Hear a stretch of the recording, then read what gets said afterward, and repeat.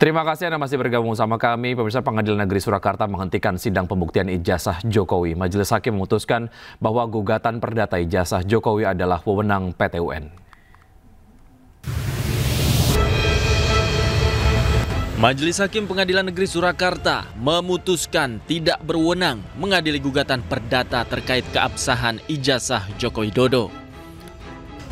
Putusan tersebut tertuang dalam amar putusan perkara nomor 99. Majelis Hakim juga menghukum penggugat membayar biaya kompensasi perkara sebesar Rp506.000. Hal ini sekaligus menggugurkan gugatan perdata terhadap perkara ijazah Jokowi yang dilayangkan oleh para penggugat.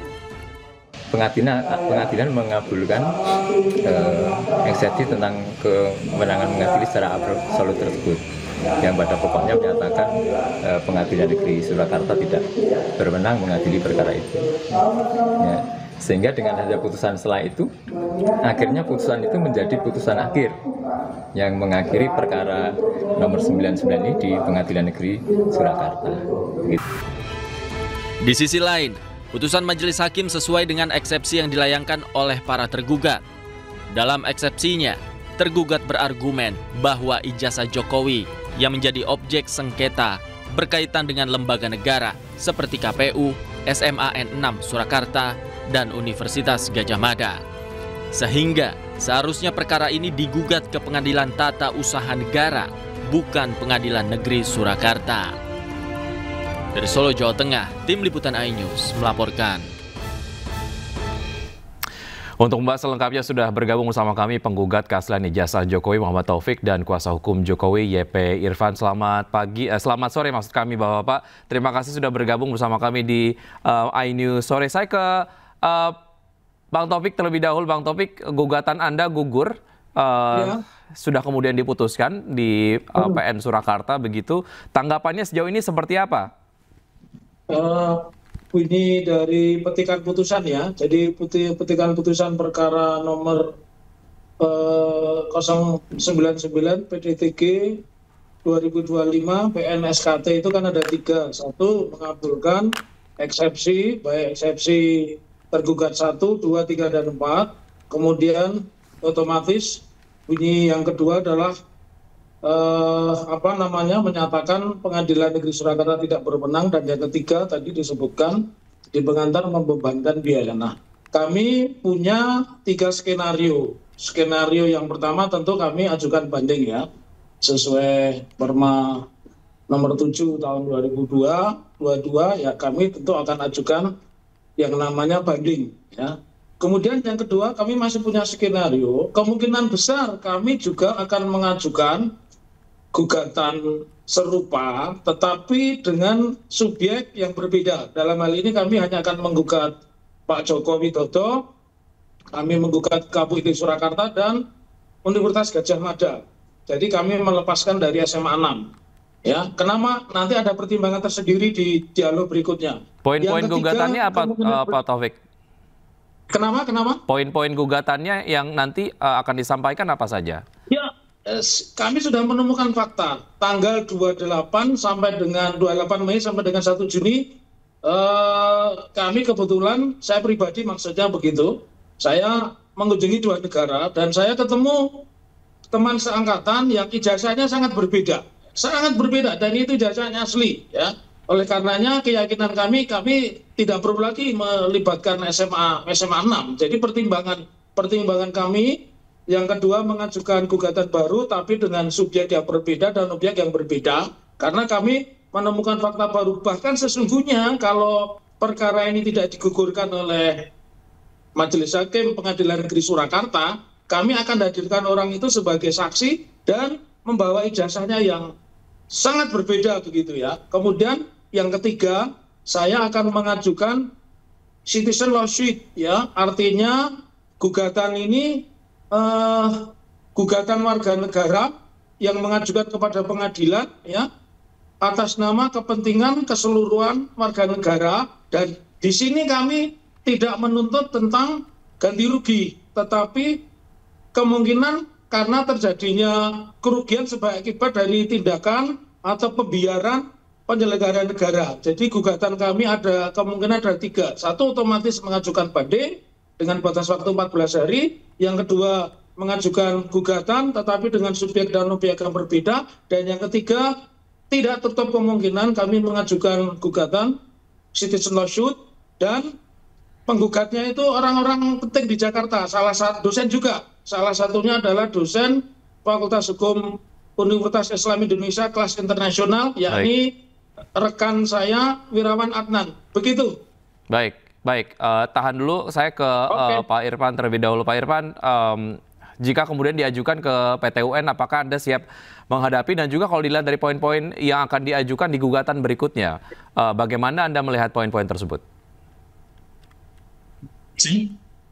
Terkait dengan rencana yang akan diajukan oleh Bapak Muhammad Taufik mengenai gugatan berikutnya, tentu saja secara detail, karena saya belum mengetahui, maka kami hanya akan bisa memberikan suatu pendapat hukum setelah kami menganalisis terlebih dahulu substansi daripada pokok-pokok gugatan setelah diformulasikan di dalam surat gugatan.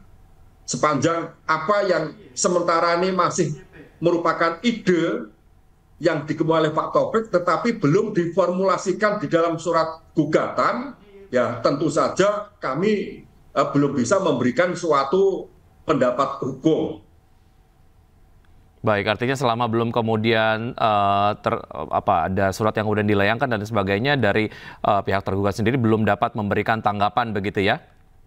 Belum bisa, belum bisa ya. Terkait dengan keputusan Majelis Hakim PN Surakarta, bagaimana Anda menanggapi keputusan ini? Ya, tentu saja atas putusan Pengadilan Negeri Surakarta yang telah mengabulkan eksepsi para tergugat, dengan sendirinya kami sebagai pihak tergugat 1, demikian pula tergugat 2, 3, dan 4, menilai bahwa putusan tersebut telah benar dan tepat. Oleh karenanya kami menerima atas putusan tersebut. Baik, saya ke Pak Taufik lagi. Berdasarkan apa yang kemudian juga disampaikan oleh Majelis Hakim PN Surakarta, bahwa ini kemudian bukan ada di ranah PN Surakarta, begitu ya. Ini kemudian ranahnya di PT UN. Artinya pada saat banding, Anda tetap kemudian memiliki keyakinan bahwa ini masih ada di ranah PN Surakarta, atau seperti apa, Pak Taufik? Ini pertanyaan menarik dan saya akan menjawabnya secara akademis, bahwa pengadilan kita ini kan berjenjang ya. Ada Pengadilan Negeri Surakarta, pengadilan pertama, kemudian ada pengadilan banding di Semarang, dan ada pengadilan kasasi di Jakarta. Dan di dalam banyak kesempatan kami sering dikabulkan di tingkat akhir. Salah satu yang mendasari keyakinan kami pernah bersengketa dengan Telkomsel, menang di sengketa BPSK, Badan Penyelesaian Sengketa Konsumen. Kemudian mereka banding ke Pengadilan Surakarta, kami dikalahkan, dan di kasasi kami dimenangkan. Kami punya keyakinan itu. Kemudian keyakinan yang terbaru, perkara kami nomor 05 hak uji materi yang didaftarkan di Pengadilan Negeri Surakarta atas kebijakan penjualan pasir laut ke Singapura, itu juga dibatalkan oleh Mahkamah Agung. Jadi kami memiliki optimisme. Terus kemudian menjawab pertanyaan bahwa tadi dikatakan ini kemenangan absolut Pengadilan Tata Usaha Negara, ini satu kesempatan yang sangat baik buat saya. Saya mengatakan di dalam 36 lembar gugatan saya, tidak satu pun posita, apalagi petitum atau tuntutan saya atau permohonan saya itu membatalkan, tidak ada kata-kata membatalkan. Jadi kalau ini dinilai sebagai keputusan atau kemenangan ini berada pada pengadilan Tata Usaha Negara, menurut saya itu tidak tepat. Lalu ada kejanggalan lain, jangan lupa. Ada perkara nomor 098, perkara main-main yang diajukan oleh kelompoknya Boyamin dan kawan-kawan. Boyamin ini teman berenang Pak Jokowi, tentang SMK tidak ditolak. Begitu, itu yang membedakan kami, dan itulah optimisme kami yang kami sebut Pengadilan Negeri Surakarta telah melakukan praktek disparitas di dalam penanganan gugatan PMH antara PMH kami dan PMH-nya Boyamin dan kawan-kawan. Begitu tanggapan kami. Baik, baik. Pak Taufik dan juga Pak Irfan mohon ditahan sebentar. Pemirsa, dalam podcast To The Point aja di Sindo News, Ketua Umum Pernusa Norman Hadinegoro mengatakan bahwa Jokowi memiliki tim khusus yang mengatur kasus ijazah palsu Jokowi tetap trending. Berikut liputannya. Saya tanya langsung, ya kan, bahwa di Pak Jokowi itu ada tim khusus mereka itu. Oke. Oh, tim khusus untuk masalah negara kecil lah. Jadi bagaimana ininya? pergerakannya. Saya tanya tentang itu. Jawabannya juga di luar dugaan saya. Gimana, Pak? Di luar jangkauan, iya. Biarkan aja. Itu menaikkan rating saya. Tuh, berarti. Tidak ada konsultannya yang membahas khusus. Sudah lah. Ini sudah. Berarti di maintenance ya. Wow. Makanya ini ya benar kalau sampai 2029 nggak hilang dong nih. Apanya? Ya isu ini karena kan ada tim yang mengelola itu kan. Ada begini, ini negara ya. Kadang-kadang kalau nggak ada isu, dibikin isu lah. Ya, sebuah pernyataan yang menarik, ini kemudian menjadi sebuah isu yang justru quote-unquote dipelihara agar Jokowi tetap trending begitu ya. Saya ingin menanyakan hal ini kepada Pak Irfan, seperti apa pendapat Anda mengenai tanggapan yang disampaikan oleh Norman Hadinegoro ini? Terkait dengan pernyataan sebagaimana yang dikemukakan oleh sahabat kita bahwa berkenaan dengan adanya suatu sengketa tentang ijazah, ini seolah-olah terjadi adanya suatu pemeliharaan, ya.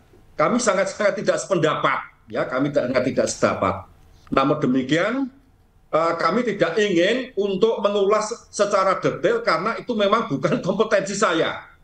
Jadi dalam hal ini sesuai dengan kuasa sebagaimana yang diberikan oleh Pak Jokowi, kami sebatas untuk mewakili ya kepentingan hukum Pak Jokowi terkait dengan adanya gugatan yang diajukan oleh sahabat saya, Dr. Muhammad Taufik, yang pada saat ini oleh Pengadilan Negeri Surakarta telah diputus melalui putusan selah.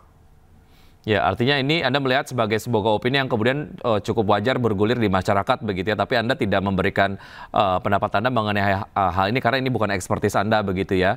Kami menganggap itu suatu hal yang wajar-wajar saja. Baik, menarik, tapi kemudian waktu kita terbatas. Bapak-bapak, terima kasih sudah bergabung bersama kami di ID Sore. Sehat selalu, sampai jumpa.